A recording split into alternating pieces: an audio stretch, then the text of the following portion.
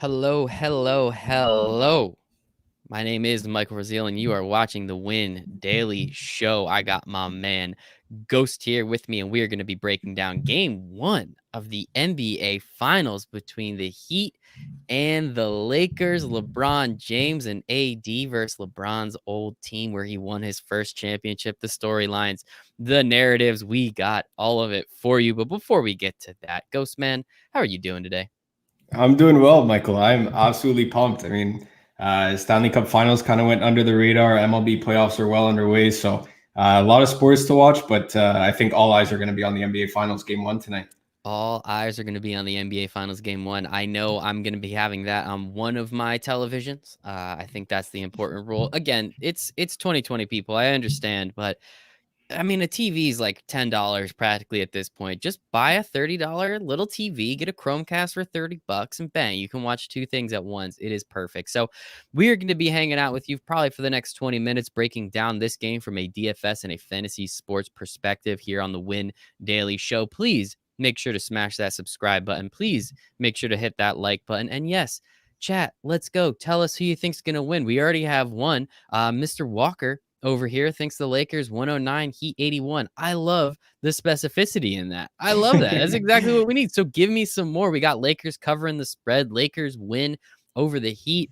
Someone's talking about the Padres. So sorry. Padres are killing me too. Padres are killing me I'll too. talk baseball. Unfortunately, that is not our spot. And yes, Sia Ghost is wearing a robe right now, a very beautiful pink robe. We gotta love it. So, just a couple things of note before we really dive into this. Our friends over at DraftKings gave us some good breakdowns of this game. So we have the point spread. The Lakers are favored by 4.5, which means if you think the Lakers win by 5 or more, take it. If you don't, take the Heat. The over-under is set at 217.5 right now, so we're hoping for some points. It should be fun. Not quite those 245s we were seeing in the beginning of the bubble, but these teams are defensively minded. Honestly, I'd probably take the under on that.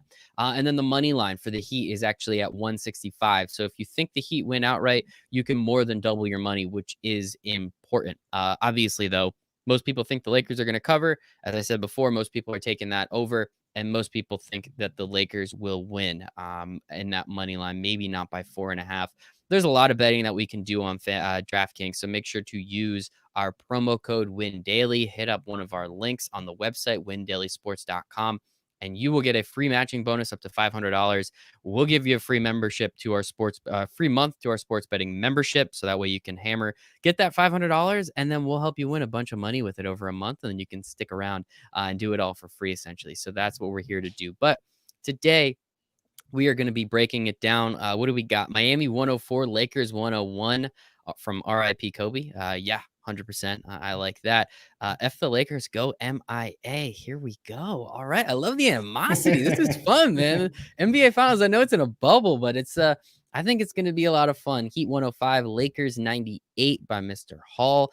Oh man, this is going to be fun. This is going to I be think so we much even fun. have Kyrie Irving's burner account on here too. Yeah. Oh Steven man. Irving. Whoopsie. I love it. Let's go, man. I don't know. I think it's going to be a great series. I think it's going to go deep. I think it goes at least 6. Plus, let's be honest, the NBA wants this to go as long as possible. So I wouldn't be surprised if there's some really weird calls in those game 5 and game 6. So I think it should be fun. But man, I'm the biggest LeBron fan you'll find out there. And I want the Heat to win so bad. Again, going the narratives, going with the storyline, his old team, a bunch of nobodies and Jay Butt, and just come in and run the floor. I think that would be an absolute blast. But as I said, what about a KD burner account? I do like that. I do like Oh that. man, it could be any one of you guys. Knowing him, he's probably logged into multiple screens. Probably has more screens than Michael right now, I was going gonna into say, multiple burner accounts. oh, good for you guys. I'm loving this. Keep the chat coming. We're having an absolute blast. Also, make sure while we guys, again, hit the like button, subscribe if you aren't already to HNB Media, and hang out at the Win Daily Sports page. We cover a lot more than basketball. You're going to be seeing a lot of football content from us. We have so many people winning tens of thousands of dollars so far in the NFL season. We're very excited about. But again, we're here for some NBA. So as we have been the last couple weeks, because we've only been having one game slates, we get this captain mode here on DraftKings. What does that mean? It's 1.5 times the amount of points for whoever you like, but that person also costs 1.5 times as much. So as you see, if you're looking at the screen right now, LeBron James, almost 20,000. Now we know what this dude does in the finals. I think I saw something along the lines of the most triple doubles or top 5 in triple double. The dude is an animal. I love LeBron just as much, or if not more, than the next guy or girl. So I think it's pretty important. Where do you think Doc Rivers will land? Sorry, buddy, we're not doing that one right now. No offense. I appreciate the question, but I don't think so. And say happy birthday to KD, please. So KD, if you're in there, just happy birthday to you, man. So with this captain mode, again, it's going to cost a little bit more money. We have LeBron James, very expensive. Anthony Davis, a little less expensive. And then we have some of these Heat players that are bunched up here. Ghost, talk to me a little bit about how you think, especially this game 1 will go. And how do you not have LeBron James in that captain spot? What's better to kick off the NBA Finals than a nice milli maker from our friends over at DraftKings, right? I mean, yeah, granted, over 100,000 people in there, but man, you got a shot at $1 million. You have to take your shot on a slate like this, right? Even if you're not too familiar with showdowns or it's not your preferred type of slate, it's definitely interesting. You want to play some NBA DFS tonight's the night, and you have a shot at $1 million. But very hard to fade a guy like LeBron James tonight. I could already see it. TSN, ESPN, you know, if or when the Lakers win, then LeBron got his 4th, but you know, the bubble, and there was no traveling, and there was no home court advantage, and the Warriors were out, and LeBron went to the West, and yada yada yada, right? So a bunch of asterisks there for LeBron's 4th, but that's the way I see this one playing out. Very hard for me to end up fading a guy like that. But if you are playing the angle where you are fading LeBron, it's going to come down to a trio of players for me from the Miami side, that being Bam Adebayo, Jay Crowder, and of course, Andre Iguodala, believe it or not. I'm not sure if people remember this all that well, but when the Warriors went on their run, it seems like forever ago, despite it only being this season where they fell off a little bit because of both Klay Thompson and Stephen Curry missing due to injury, of course, and Draymond was dealing with his nagging injuries as well. Andre Iguodala was the X factor there during their 3, 4, 5 year run that they had. Oftentimes playing one-on-one versus LeBron, barely any secondary help, and when it was a guy like Draymond Green coming in, right? So I'm very curious to see how Miami deploys the veteran in a series like this, and especially in this game 1. Jay Crowder himself is someone that could guard virtually all 5 positions. I'm curious to see if they rather switch him onto Anthony Davis or kind of have him in there as secondary help for Bam Adebayo, and not let him get into foul trouble and let him get overwhelmed. And then, of course, you have Bam versus AD in the paint. I can't wait to watch that one. It's going to be fun. I think there's going to be battles all over the court. Yes, Andre Iguodala does feel like 100 years ago, but obviously the Lakers and the Cavs, they had those nice runs for a little while, which was fun. And I do think Andre Iguodala, man, I don't want to maybe not put the heat on his back during that game 6, but what did he have? Like 15, 18 points or something like that? He absolutely came alive, felt like he couldn't miss from the 3-point line. So he's going to have one of those games, and this is in this bubble, in this NBA Finals bubble, whatever we want to call it as well. So I think it is going to be a lot of fun there. And shout out to our friends over here on the HNB Media page, TPJ, Pavi. I don't know if you guys saw or heard, but I loved the analogy so much. Jimmy Butler is the LeBron James of Patrick Beverley's. Ghost, this might be the first. It was the first time you heard that. Perfect. How incredible, right? Like you hear it and you kind of get to think, because it's like, you got to connect a couple dots. But Jimmy Butler is the LeBron James of Patrick Beverley's, and it took me a second to understand it. But once I got it, I was like, holy shit, TPJ, like that's perfect. I know a lot of people were giving him sauce for it, but Ghost, how much do you love that analogy? Because I think it is so perfect.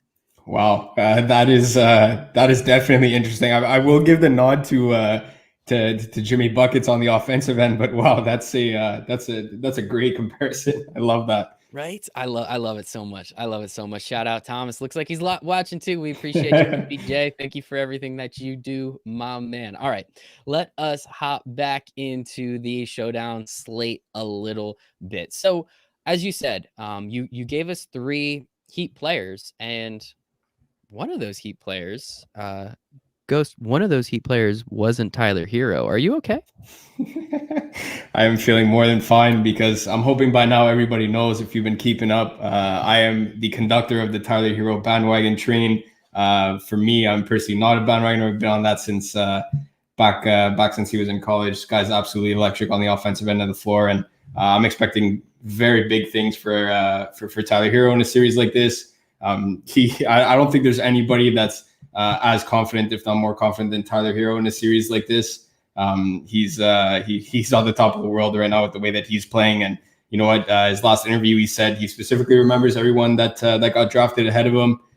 For a guy to come out and say like that, just enjoying the big stage and being challenged by multiple players and saying like, hey, you know what? Including Paul Pierce saying, you know what? Maybe Tyler Hero isn't the truth, because Jimmy Butler did say that he was. Tyler Hero came back with a nice little comment there saying that he was the first to average, I believe it was over 20 points per game in the Eastern Conference Finals, right? So for a rookie like that to be able to come out and to kind of challenge Paul Pierce in a situation like that just shows how much confidence that he has right now, and I'm expecting big things for him off the bench here. Yes, I knew that. I just had to get that in. Yeah, Paul Pierce, I'm kind of over his shtick at this point. He's just kind of a douche. Before we actually hop into building a lineup, we actually have an awesome question here from AV. What do y'all think the Heat will do with the length of the Lakers? How do you think that's going to affect what the Heat do from an offensive and a defensive standpoint? That's a great question. Because of the fact that, you know, AD has the advantage over Bam on the inside, when you have a guy like LeBron playing point, and typically you would have a point guard versus a point guard, so that would mean that Goran Dragic is going to match up on him. Do not expect exactly that, where it's a position for position kind of defensive scheme here for the Heat. I would expect Bam to typically be seeing a lot of AD, but look for Jay Crowder to really help him out. Wouldn't surprise me to see Jimmy Butler be switching on to LeBron early in the series. And then call me crazy, but I really think Andre Iguodala has a role in this series. I believe that, you know what, guys like him and guys like Jay Crowder were brought on to this Heat team specifically for that reason. Not only do they have a great veteran presence, and, you know, they're obviously, neither one of us is in that Miami Heat locker room there, but I'm sure there are guys that are leading the charge there for them, right? So it is a younger team in the sense that, yes, Jimmy Butler is over 30 years old, if I'm not mistaken, and, you know, he's been around, and he's been in his fair share of locker rooms, both good and bad as well. So definitely have some vocal guys there, but with youngsters like Bam Adebayo and Tyler Hero, I'm really expecting the Miami Heat to lean on both Jay Crowder and Andre Iguodala on the defensive end, and just for a veteran presence in a series like this. Really wouldn't surprise me if the Miami Heat need an offensive spark there, kind of rotating players in. Wouldn't surprise me to see Andre Iguodala getting the challenge to guard LeBron with Jimmy Butler getting the longer leash to do his thing on the offensive end. I love it, man. I love it. Great question, AV. We appreciate that. Anyone else with questions, keep them coming. All right. So I think this is the third time I'm saying this, but let's actually get back to the slate in front of us. Where do you want to start this first build? As I said, it's hard to fade LeBron. You said there's a couple dudes that you really like. We could just go back to the bucket, right? We could just shove Tyler Hero right in there and build one out. But how do you think? We're going to do a couple, don't worry. But how do you where do you want to start this first one? So considering there are multiple type of builds, maybe we'll have time to do at least two of them here. The first one, you got to have at least one with LeBron James at captain. So we'll definitely go LeBron at captain for the first one, and we'll see where that leads us. All right. Yeah. So if we do go LeBron again, that's 19.8. That is just a huge chunk of your salary. I mean, 40% of it, essentially. You have 6,000 remaining per player. So even if you really wanted to do AD, it gets hard quick, because then you're at 4,500 per player. So even just leaving LeBron James there, I mean, it's even hard to get to Bam Adebayo, Jimmy Butler. I know one thing that you always like to do, you like to pick a couple guys, see what we have left, and then go down to the bottom. Where do you then go from here if we do have LeBron James as our captain? Because again, it eats up so much salary. Do we immediately just start trying to pick up some value guys to then see what's left for some of these middle end guys, or how are you looking at it? There is one Laker that's really underpriced for me, depending on when we get that Lakers lineup. And for those of you that are familiar with NBA DFS, you know the Lakers are arguably the worst team in the league for giving us news Anthony Davis is probably already questionable for games that are beginning in 2021 because that's just the way the Lakers are, right? So, and if the game tips off at 9 p.m. Eastern time, we only get the starting lineup at 9:30 p.m. Eastern time when it's halfway through the first quarter because that's just the way the Lakers are, right? If we do get it early on enough, a guy like Dwight Howard is someone that really interests me there at 5,000. He really picked it up towards the end of that Nuggets series, and it's something that we spoke about early on when we were covering the Nuggets series as well, with them being lengthier and a bit bigger than the Houston Rockets, where Dwight Howard and JaVale McGee virtually saw no minutes.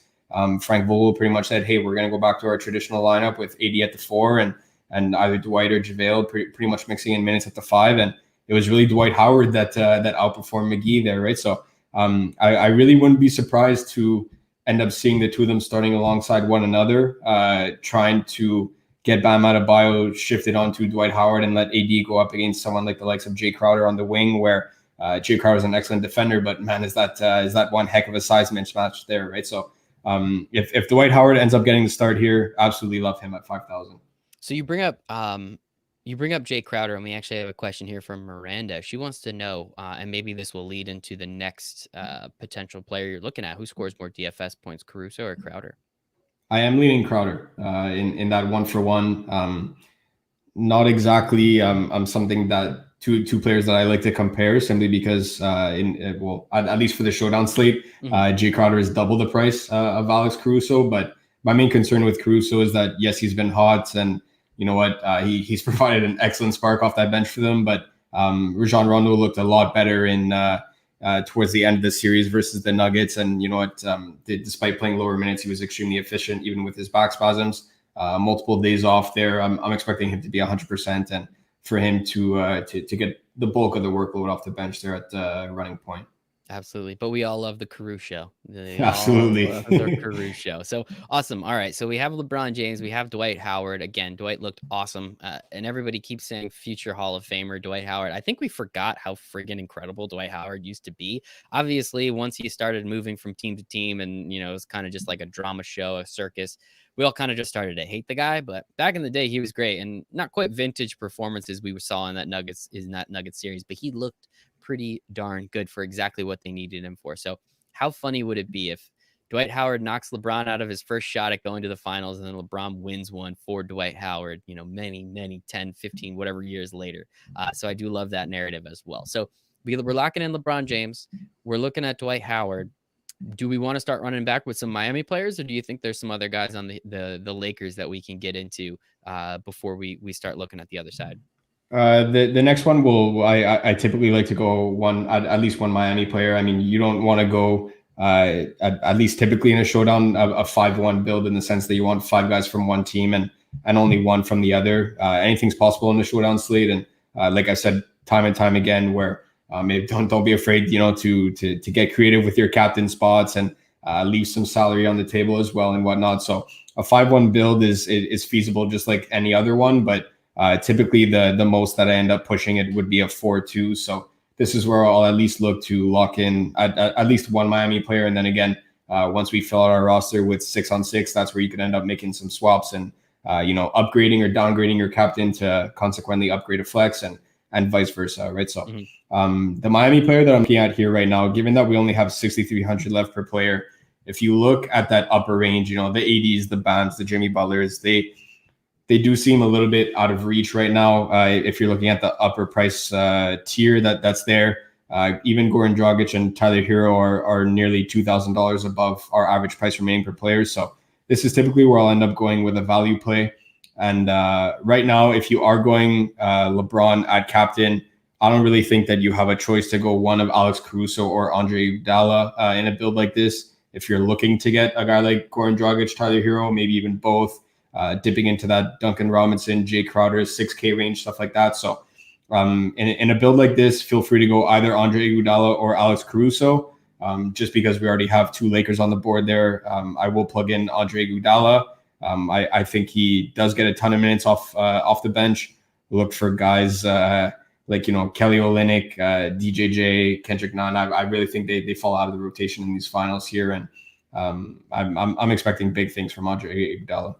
And in that same price range, we're looking at Mr. Morris down there, Markieff, if I'm not mistaken. I'm sorry, guys, they're twins. It's hard for me. But Markieff Morris at 2,600, he was getting some run in that last series. It was actually kind of surprising how much he was on the floor. I think there was the one game where Rondo had like 4 assists in a row, and all of them were on Markieff Morris 3-pointers. Maybe that was 2 series ago. I don't remember. But I mean, again, understanding that it's a showdown slate, and just for everyone out there, we're not making one lineup. We're going to make a couple here with you today, but you're going to, if you are legitimately trying to play DraftKings DFS for the NBA finals, you have to make at least 4, 5, 6 lineups. We usually suggest 10. So whatever your number is, if you have $100 that you're cool with putting up tonight, make 10 $10 lineups. If you're $10, make 10 $1 lineups. It doesn't matter. It's still fun. It's something to do. It makes the game a little bit more enjoyable. In that case, let's say we're making 10 lineups. Are you going to put Markieff Morris in one of them, 2 of them, maybe, especially because his price really helps out when you are trying to put LeBron or AD in that captain spot? From a price standpoint, you could definitely argue that, you know what, at 2,600, he really doesn't need that much. Mm-hmm. The one counterpoint that I will have towards possibly having a maximum of 1 on 10, I might not even get to 1 on 10 there, is simply because with Markieff coming off the bench, if you look at Miami's bench, they typically go even smaller than their starting lineup. If you could even picture something like that, because, Bam at the 5 isn't exactly the biggest guy when he's going up against Dwight Howard and AD, of course. So with Miami running small off the bench, I'm not expecting big things from a guy like Markieff Morris. I think he might struggle a little bit to keep up with the pace of play when the Miami bench players end up coming in, or when Jimmy Butler ends up getting to do his thing on offense on the wing when they start rotating in guys like Tyler Hero and Duncan Robinson and whatnot. So, but I'm okay with it for 2,600. Really doesn't take that much for him to get there. It's a showdown slate. You got to take your shots somewhere, and you know what? If that means that you could jam both LeBron and Anthony Davis, I said it before in the Win Daily Discord chat the other day when it was Boston versus Miami. I said play Enes Kanter, and everyone was like, "Man, is he even going to play?" I said, "I don't care. He's $800. Even if he takes the 0, it lets you get in every single player that's there." So you know what? Markieff isn't $800, but at 2,600, if that's what it takes for you to get 3 studs in your lineup, I'm all for it. Awesome, man. I love it. I love it. I love it. And I think, hey, man, that's the advice that you get with Win Daily Sports. That's the advice. And as Ghost said in the Discord chat, windailysports.com/chat, CHAT, 7 free days in our expert chat where you get to ask Ghost anything you want about the NBA finals, anything you want about the NFL. Sia with golf, if you're into that kind of thing. We got Stoby here at the party as well. Appreciate the hell out of you, man. He does everything for us as well. So we cover it all. You see us mostly when it comes to NBA, but we cover it all. So come hang out, join the community, join the family, ask us all your questions, and let us, help you win a bunch of money. That's literally what we're here to do. So we appreciate you. windailysports.com/chat.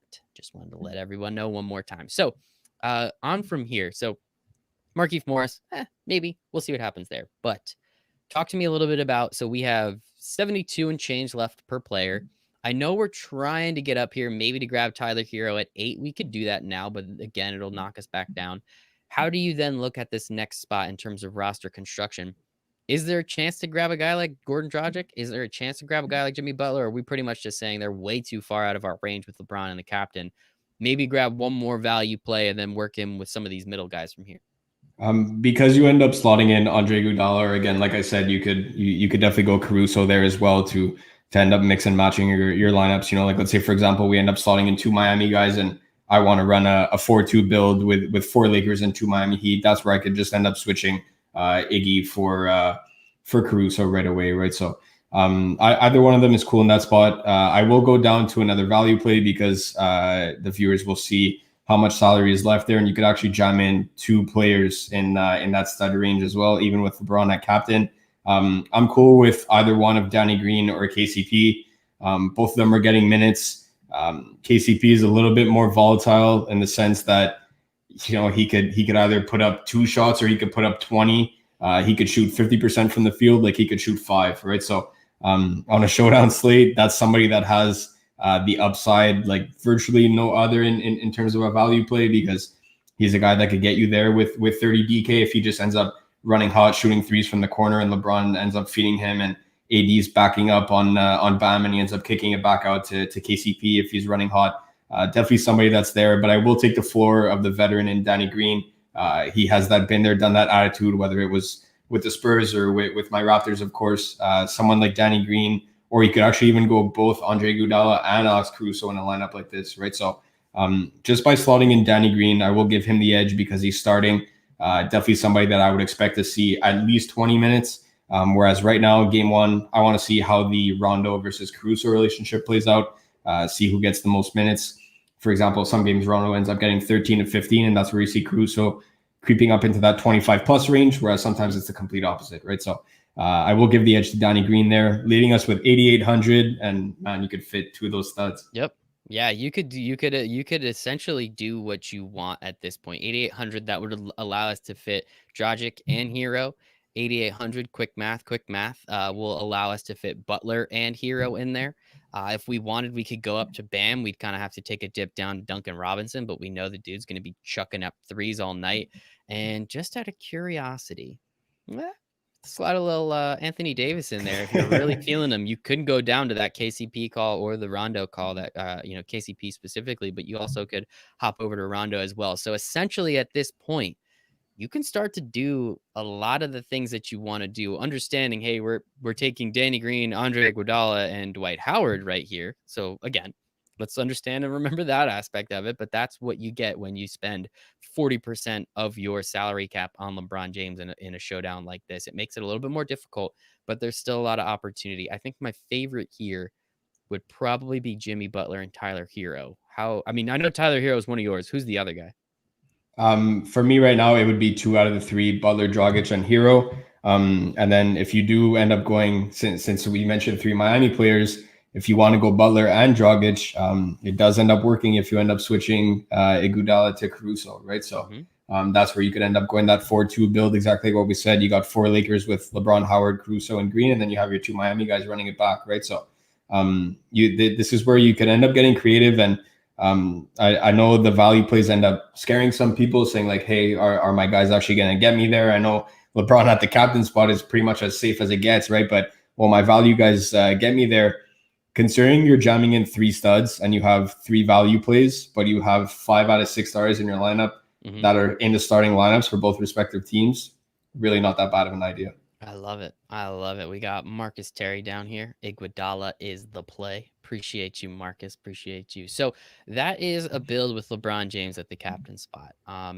So I mean, are we gonna do it? Do you want me to? Okay, all right. I just wanted to make sure. We're putting in the bucket up in the captain spot. 12K for Tyler Hero. Obviously, that's 7,600 less than LeBron James. That's an entire.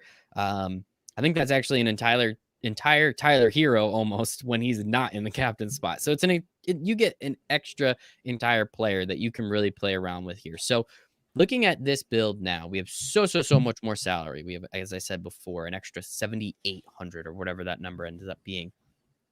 Where do you look to now? I mean, are we then obligated to at least, if you want LeBron James as the captain, I'm assuming you want him in your flex. So are we obligated to go there, or are you going to try and pick between him and AD for this next upcoming spot? I'm cool with either one. Given that we ran LeBron and the captain, I think everybody knows how I feel about LeBron James, not only in this game, but for the series. But just for a different look, not only do we switch our captain, let's go AD over LeBron just to give everyone a different look here. Yeah. And again, if you want, you can run AD in that captain spot too. As we've been seeing, he takes some of those last shots. We saw it in the Nuggets game, in the Nuggets series. The dude has been incredible. So very excited for him to win his first title coming up here pretty darn soon. But again, Heat fans, I'm rooting for the Heat. I don't know why, I just am. So we have Tyler Hero in there. We have Anthony Davis. And again, this is where we can start to look at the salary and maybe move down that list a little bit. We know the 3 players you love here, or the 2 other players. Tyler Hero's already in there, Butler and Dragic. We understand how you feel about Dwight Howard. We know, the KCP, Danny Green, Iguodala, Caruso argument.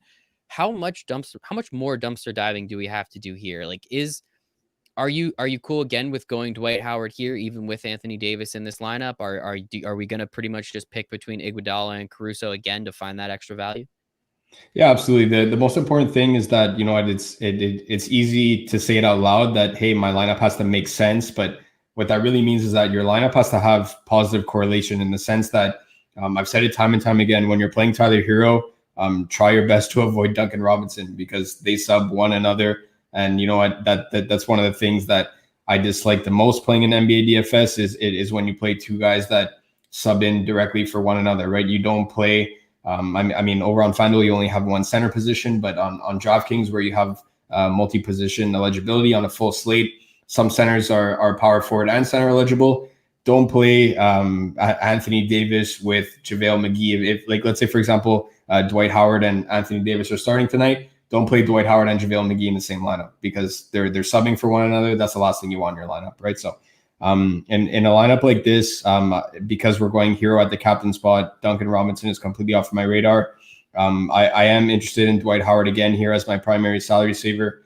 This all hinges on the fact that I would like him to start, because that would make me feel a little bit reassured about his minutes, and the fact that the Lakers are going to try and play this game one, or at least start by playing off this game a little bit bigger, and try and use their length to their advantage over Miami. So if we get the update that Dwight Howard is starting, I'm definitely confident in him as our third piece in this lineup.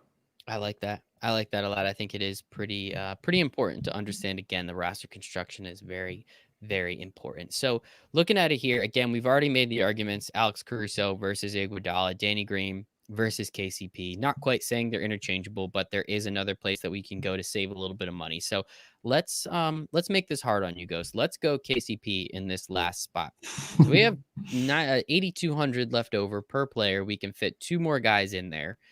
We know you like Dragic and Butler, along with Hero. So one more guy from there. Where is that next player going to come from? So let's make it really hard. We throw Jimmy Butler in there. We can go down, as you said, Duncan Robinson's off your board. So maybe that does mean we need Iguodala or Caruso. So this build is pretty interesting. I'll take KCP out. I'll let you do this. I kind of wanted to see what that would look like, but I don't think I like it too much. Talk to me a little bit about how you would then kind of create the roster construction from here. So again, all about positive correlation. Tyler Hero's at the captain spot. I'm not playing Duncan Robinson. And if you look at our Lakers side, we got both big men in Anthony Davis and Dwight Howard. That means I'm not playing Bam Adebayo, because if both of them are doing well, probably at the demise of Bam Adebayo, right? So he's also off my board as well in a lineup like this, because we need correlation in our lineup. It has to make sense, right? I will go down to Caruso in this lineup over Iguodala. Again, I mentioned the two of them together because pretty much wherever I'm not playing Iggy, I will be playing Alex Caruso. The reason why is because if Hero's at the captain spot, we need him to flourish. It probably means that Miami's down. If Miami's down, Iguodala ain't seen the court. It's going to be Dragic, it's going to be Hero, it's going to be Duncan Robinson, it's going to be Butler, it's going to be Jay Crowder, and it's going to be Bam Adebayo. So if you're playing the game theory where, you know what, this game is really tight, Iguodala is coming off the bench, and you know what, he may even switch on to LeBron, etc. He's got a big role. That's where you go Iguodala over Caruso. If you're playing Tyler Hero at the captain spot, you're playing Duncan Robinson at the captain spot, you're playing Goran Dragic at the captain spot, it's because they're behind. They need offense. I'm not playing Adrian Iguodala in a lineup like that. I'm going Caruso. I love it. And as you guys can see, there's 9,000 left remaining, so you can do some quick math and figure out if you go Jimmy Butler, you're still able to pretty much fit everybody else in here. So I think that part is very important. So we actually have a lot of questions over here in the chat. So Ghost, let's get to some of these. Marcus Terry, how do you feel about Dwight Howard in the captain spot? That would pretty much let you do everything you want at that point. Let's actually bring this back up so we can see how much extra value you get if you do go Dwight Howard in the captain spot. Here we go. I mean, 8,500 per player. You really don't have to do anything you don't want to do at that point. Do you think that's a pretty viable build, or are you trying to stay away from that?